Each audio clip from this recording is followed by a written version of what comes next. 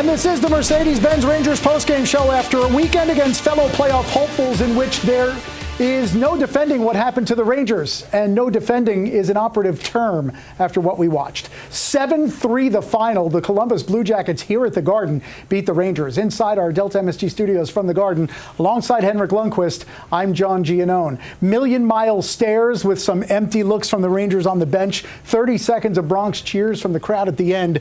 Not the way the Rangers envisioned this weekend going with the playoff positioning so important. Very disappointing. Yeah. It really was. And we talked about it in intermission, the way they were defending. It just opened up too many holes in the middle. And sometimes when you try to be close to your man, if you're not close enough, it means that you're going to end up on the wrong side of things. You always have to start from middle and out.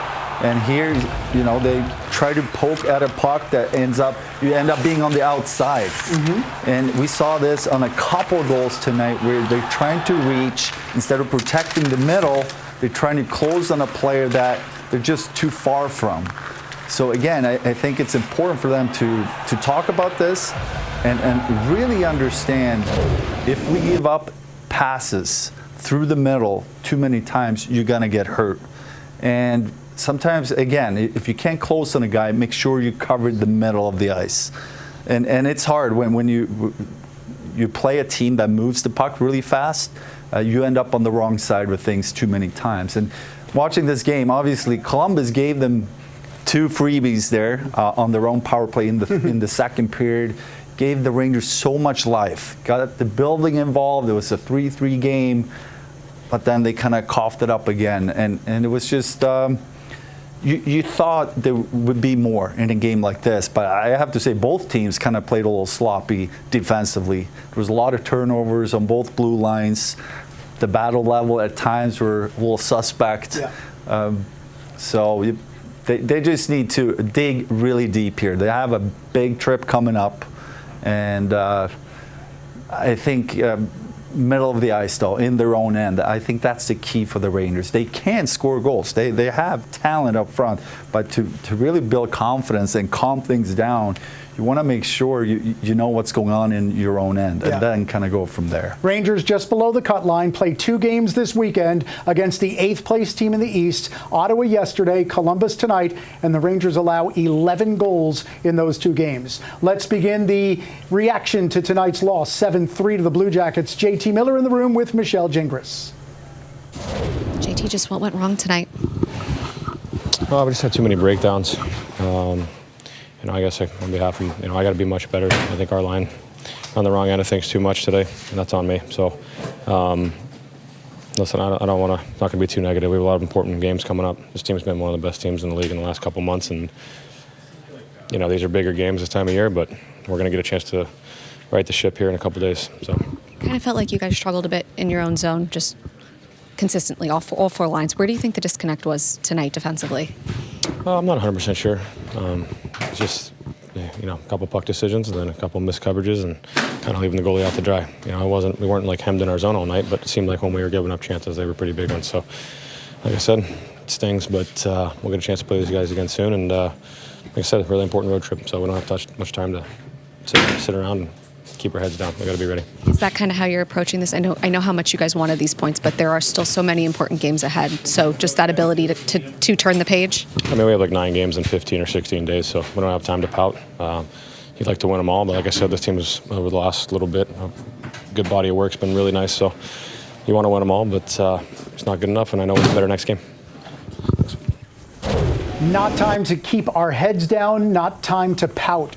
Tough not to, though, when the weekend goes like this? Yeah, and that's the tricky line, right? You have to assess your performance personally and as a group.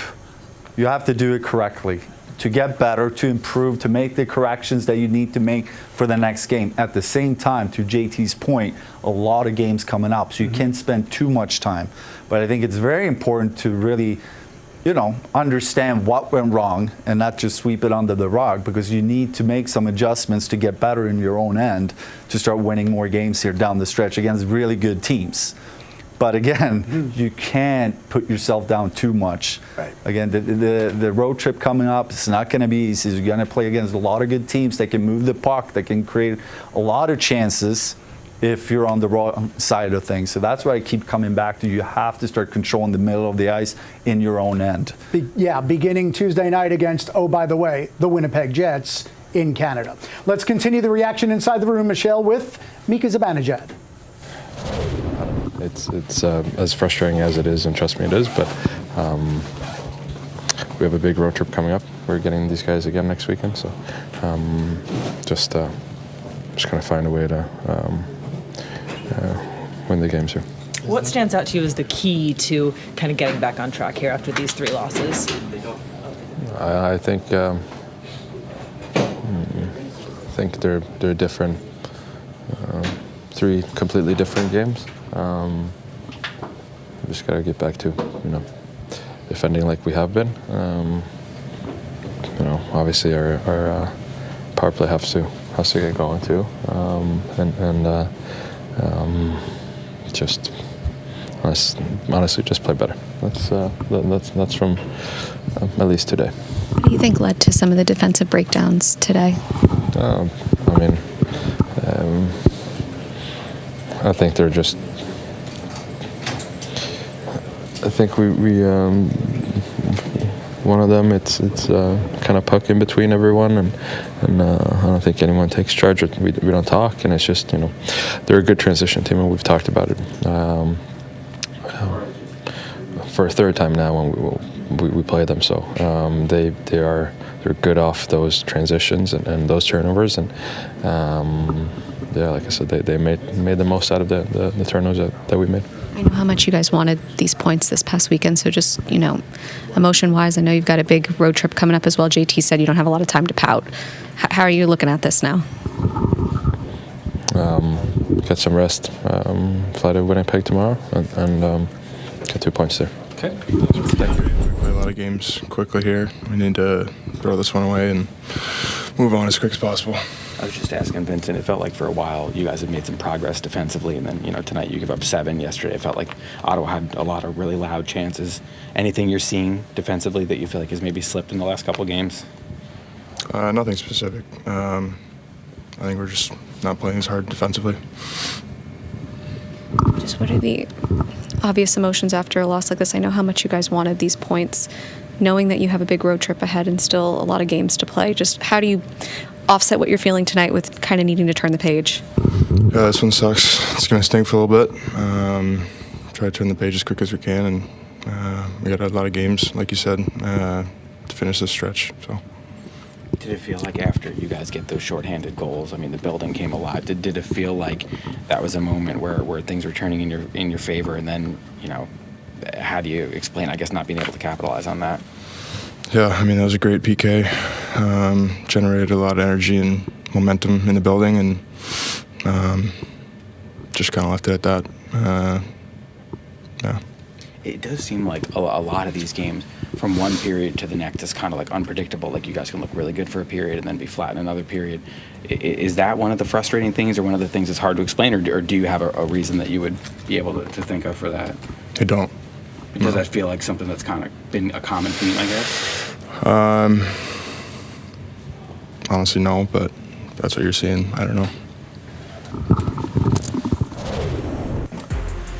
So this is what the Eastern Conference looks like as the dust settles right around that cut line. Rangers now 1 point back of the Senators, who are in 8th, 2 points back of the Blue Jackets, who are in 7th. Ottawa has 2 games in hand on the Rangers. The Blue Jackets have 1, and the Rangers will play 8 of their next 9 against playoff teams. The only team not in the top 16 is Vancouver, and they're only 1 point out of the Western Conference wild card. So you listen to a couple of those reactions, Henrik, and maybe this is going to give you flashbacks, but do the Rangers maybe need to change a philosophy and think they need to win every game 2-1 the rest of the year? Because they scored 3 in each of these games, and most times in the NHL, when you have the goaltending the Rangers have, 3 should be enough to win. A lot of nights, yes, it's going to be enough, but again, we always talk about you start from the defense out.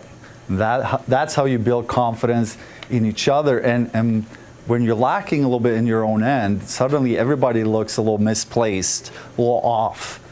everybody's trying. They're working so hard, but again, I feel like they end up on the outside a lot. They have to start from the inside out. And if you're not able to close on a guy, let him stay on the outside instead of try to close and kind of go for it and be late. And that's why I felt happen a couple times on the goals where they're a half a step behind. That's okay, but keep pushing him to the outside instead of try to angle the guy and try to close on him, and then that way expose yourself in the middle of the ice. Right. Protect the house is a hockey cliche, but there's a reason. Cliches are founded in reality. Rangers didn't do that a whole lot.